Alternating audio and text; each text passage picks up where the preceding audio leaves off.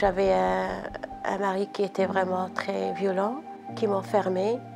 Donc j'avais plus de contact avec les gens et le plus difficile, c'était que j'avais un enfant aussi. Il souffrait beaucoup. Il avait tout le temps peur, tout le temps peur, tout le temps peur.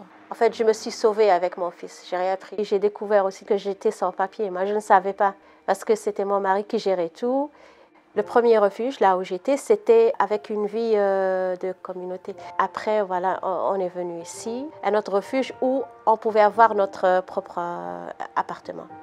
Il y a un moment donné, comme si on est guéri, donc on a le besoin de vivre seul, de vivre cette expérience, d'avoir notre propre clé, notre propre maison, propre chez soi. La juriste, elle a fait toutes les démarches pour la demande pour l'aide sociale.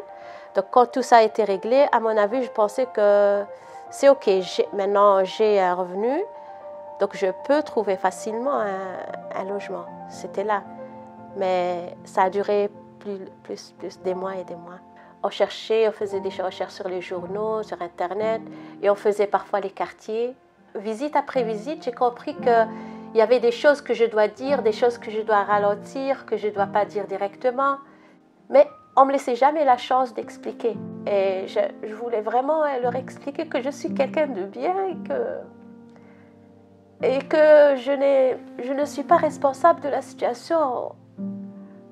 Moi, avant de venir ici en Belgique, je travaillais, j'ai fait des études et c'était ça qui était dur. Je commençais à perdre espoir de trouver.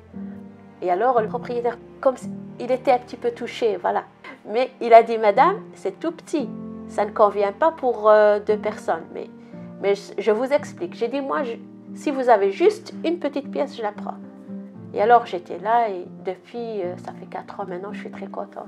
Le souci, parce que mon fils, il est en train de grandir, il a plus besoin d'espace pour lui, de son intimité. Moi aussi, j'aimerais bien aussi avoir ma chambre à moi, me détendre. J'essaie de tout expliquer et de lui dire que cette vie ne va pas durer. On a souffert, ça n'a pas duré, on s'est en sorti. Maintenant, on vit dans un petit appartement, on se partage les lits, aussi ça ne va pas durer. Et lui, il se demandait, est-ce qu'on peut avoir une chambre? Parce que pour lui, une chambre, c'est quelque chose d'extraordinaire. Moi, j'aimerais bien faire ce geste. C'est-à-dire, je dis, ah non, non, je trouve cet appartement petit ou pas, ou quoi. Ou bien je choisis le quartier. J'aimerais bien revivre cette situation.